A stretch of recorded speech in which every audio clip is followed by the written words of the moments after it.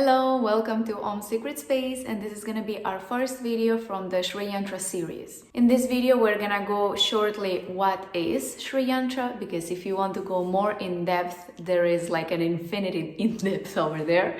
But I'm gonna give you a little bit in general what it is theoretically and what it is as per my own experience. I'm gonna teach you a little bit how to set up your own temple, how to cleanse, energize the surrounding and yourself, because all of that is necessary before the main step on how to activate the Shree Yantra, which I'm also gonna be including in this video. I hope you like it, and if you have any questions, let me know in the comments. As per my own experience, Shree Yantra is a tool beyond time and space. So once you enter into trance, into that void that you are beyond time and space, Shree Yantra can transport you throughout time and space. I had experiences where it will send me to some palaces, to ancient Egypt. It sent me in the middle of the mountains. So if you get in depth, really in depth to the Shree Yantra, it can transport you. In a spiritual world, everything works with intention and your focus, direction. You can go somewhere with intention and knowing where to go. If you reach a certain level of consistency, discipline, devotion to this tool, you can get anything. Another main point that Shree Yantra is a portal. You can draw energy from there. It is also a mirror. So whatever you're gonna be encountering over there, which is gonna be a lot of things, it's gonna be a reflection of what is happening inside, or what you need inside, or what are you scared inside, what you are avoiding, what you are dreaming of, your true self. Always gonna be a reflection. There's always both energy. So if you are looking there with energy, with intention, with direction to get something out of this, same is gonna come out from here. But if your intention it's from a lack space, or from an insecurity space, or from a fear space, that's a very low vibrational. What it's gonna be reflected to you, it's gonna be also not low vibrational, but it's gonna be a teaching. It may scare you back. It may give you something that you don't like. It may, I'm telling you, if you already go advanced all in into this, Shree Yantra cannot give you something that you are not ready yet. Okay? Shree Yantra can give you something that you think you are not ready, but your soul, it is ready. That's how I felt. It's a feminine ally. Femininity, it's an energy which is a motherly energy. It's infinite. It can give you a lot of knowledge, a lot of teachings, but it is not consistent. It's very up and down. So one day it can be very much loving, and you can be so many enlightenment happened to you. But in another day, it can just terrify you. You have to acknowledge, because this is a feminine ally. This is a feminine tool. And once you go all in with Shree Yantra, you are kind of signing this contract of, I'm fine with these ups and downs. But knowing always that it will never give you something that you are not ready to receive, or something that you don't need. It is divine. Within the fact that Shree Yantra will also always be gonna be mirroring you, the same way how you see the world, it's a reflection of who you are and how you behave with the world, and the world behaves to you back. It's a reflection of who you are and your thoughts and your beliefs. Every time you place yourself and you start working with the Shree Yantra, you need to come with it with respect. I don't mind if you come there because you want to manifest something. It is very powerful to manifest anything. But understand that no matter the reason why you come, no matter the low vibrational, high vibrational reason, because it will teach you anyways. As this is not from me now, it will teach the Shree Yantra herself. You need to always come with a respect. There's gonna be one point at one time, if you start this journey with the Shree Yantra, that you are gonna feel Shree Yantra the most divine that anything can be. Like right now, I have this placed, and It is literally in front of the entrance of the door, and I swear that nobody enters to this house that is not vibrational match to this place. And once they enter the door, they are bathed in this energy. Treat it with respect from the beginning.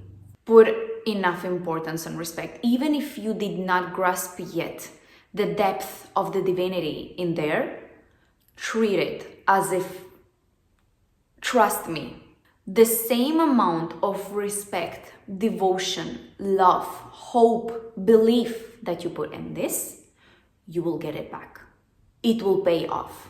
On a theoretical side, Shree Yantra is like the mother of all the yantras. Yantras, it's a picture-wise representation of divinity. Yantra has its own mantra. Mantra, it's a verbal representation of a divinity or adoration or devotion. In this yantra, you can find absolutely all types of geometry. It includes every sacred geometry you can ever think of. It is in this Shree Yantra. Each triangle, each shape, each corner, each void of the corner has its own meaning, has its own deities. You praise to special corner with a special mantras. You offer special things depending what you want to get. Very deep. That's very deep, that not even like a whole course can be enough. Like you study that for years. After this short introduction about what is Shree Yantra and understand the respect it requires, where can we place the Shree Yantra? Let's talk about the space that it deserves. You can hang it somewhere, you can put it in a wall, you can print it out with just in a paper and put it in a wall. It's totally fine as long as you give it a proper space. Don't let it loose. Don't print a page and then it's somewhere lost in the folders and you don't know where in the house. That's not respecting it. You can print the Shree Yantra if you're just starting out and hang it in a wall, space in a room that you feel it's good room. Like it's a room that you energetically feel good in there. So to give you an example, in my parents' house, in the whole house, there is one corner, and it is in the living room, one living room corner, that it's a healing place. You go there, you lay in that sofa or in that corner, and within 30 minutes, you are healed. Somebody has nightmares, they just come to that corner in the night and they're healed. So this is like a high energetical place in the house, and every place have that. So find that place where you are really comfortable. You don't have low emotions in there. You don't have tiredness there. You feel good in that space. That's the place where you should be placing, in the beginning, the Shree Yantra in the first stages. Because if you start going now all in, you will need a mini temple, how I have here. And let me explain you a little bit what do I have over here. Important thing, every temple is unique. You are building up over time, not all at once. Throughout your spiritual journey, you find things that, okay, intuitively, this is necessary, this is necessary. I will place this, I will place it like that. And that's how you build up your temple. So in the beginning, it will not look like this. And this is not even the final state of my temple or our temple in the house. If you're just starting out your journey and you don't have absolutely anything, it's okay. Just Shree Yantra can be the only thing in the temple. We'll be already including some stones over here as an earth element, some fire, candles, some... For the earth element also we have incense, and air element can be also incense, but I have literal feathers because I'm very in contact with birds, and birds is my spirit animal, so I include birds and I pick up those feathers and I put them here. It transforms it to a higher divine energy. It's like from angels coming. Then let's say I have this Paramahansa Yogananda's autobiography of a yogi. It was the beginning of my spiritual journey, so obviously I'm going to be placing it here. I have the Bhagavad Gita as it is there from Hinduism. Buddha, it was even before my spiritual journey, Buddha was always there in my life, and I have a special place for Buddha forever. So I have also Buddha here. Shiva represents like this death, it's a transition from life to the next part. So when you are going to meditation and going to the astral, in the end, when you meditate, you are aiming for that transition between this physical and the astral realm. So you pray to the Shiva. Of course, I have the Shree Yantra. It has special place over there. I have some feathers. I have a pyramids. I have Shanghai because Shanghai clears the energy.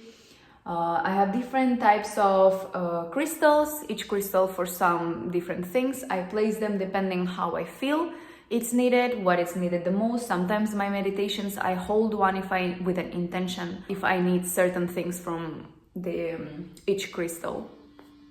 Then, oh, I'm so sorry, the construction started. Good that it's not a meditational video.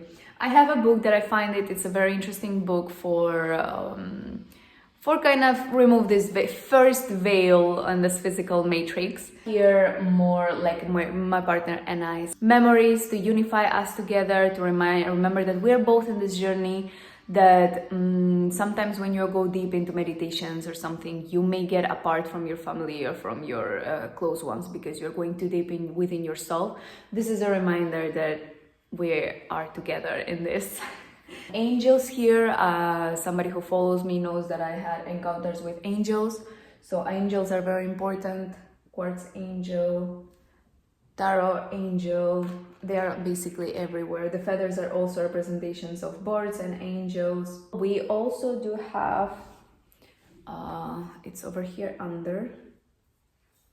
This is where we put sacred Ganga water as a water element. But sometimes, if you don't have like any sacred water, maybe you can charge it under the storm, under the moonlight. But you can charge it then and then put it in the temple as a water element. But I also feel that we ourselves as the humans, we are made out of water, so we represent the water there.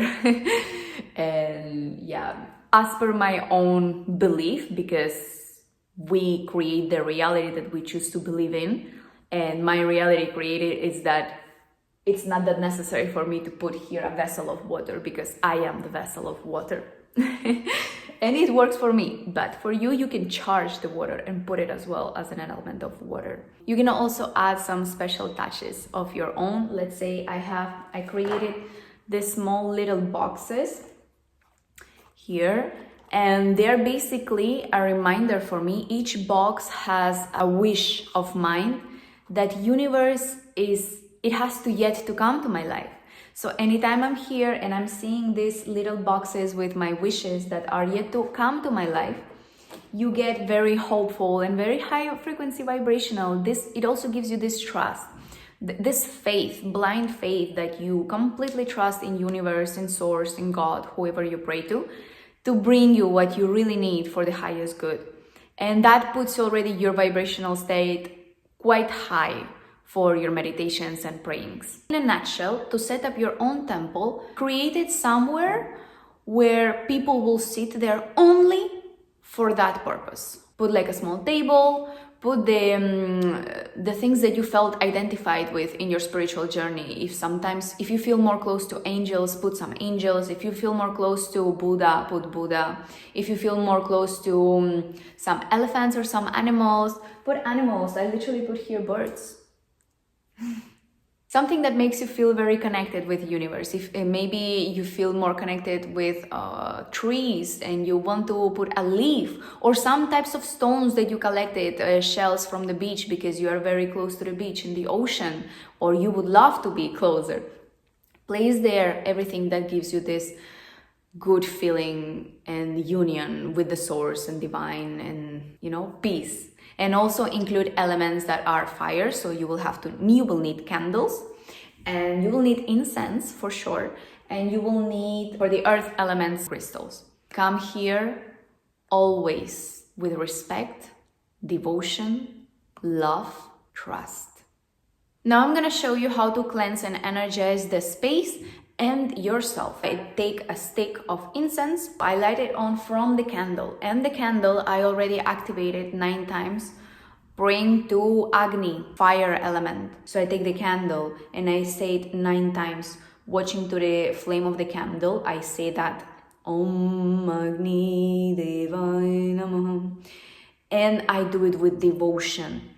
And once I'm done with the 9 times, thank for the divine presence, for blessing with this presence to the fire element. It has consciousness, acknowledge that.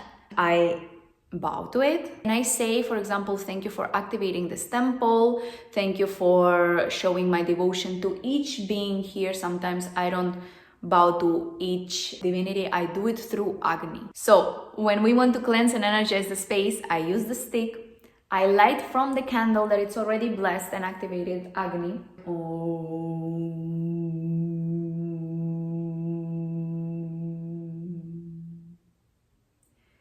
In mind, always saying like, thank you for allowing me to give these divine powers of yours to this incense stick and be able to cleanse and energize this whole space. Understand that this is not a game, or this is a ritual. A ritual makes you add more value to every action, every word, every thought that you have, because our thoughts create the reality. The more value we put in every action, word, and thoughts we have, the more importance and more divine will become everything that is around you. Once it's on, now I'm gonna show you one movement. It's an infinity. 3 times, 1, 2, 3, and then like a zigzag ending in a dot. You do this movement in every mirror, in every corner of the house, up till down, if you are placing it for the first time and activating the temple. Usually I just do it here with an Om. Om.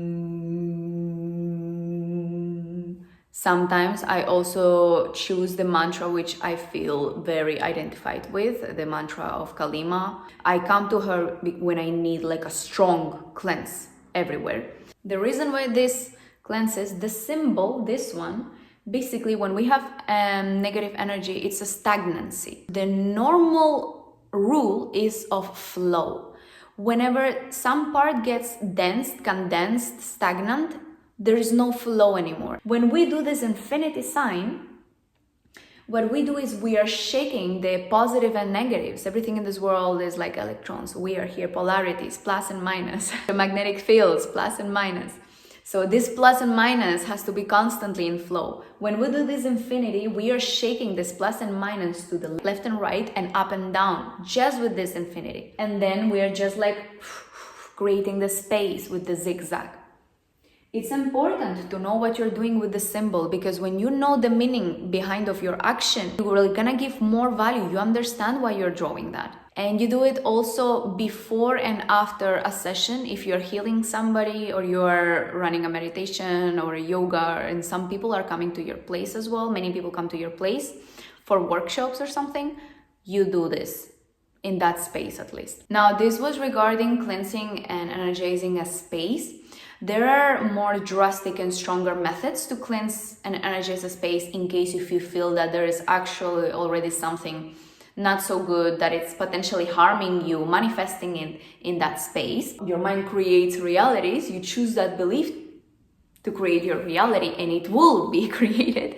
But there are stronger ways to do the cleansing, and I may make another video about that. Just keep in mind until now that wherever your focus goes, that's what will grow. If you focus, if something negative happens and you don't give it importance, it will not grow. Give importance to things that are nice and things that you want to multiply in your life. Now, how to cleanse yourself quickly, when I do it before starting my whole meditation, is I activate Agni, I activate the incense, I cleanse and energize the space of the temple, and then I do it through myself quickly. I just do a zigzag from the root to crown chakra doing Om.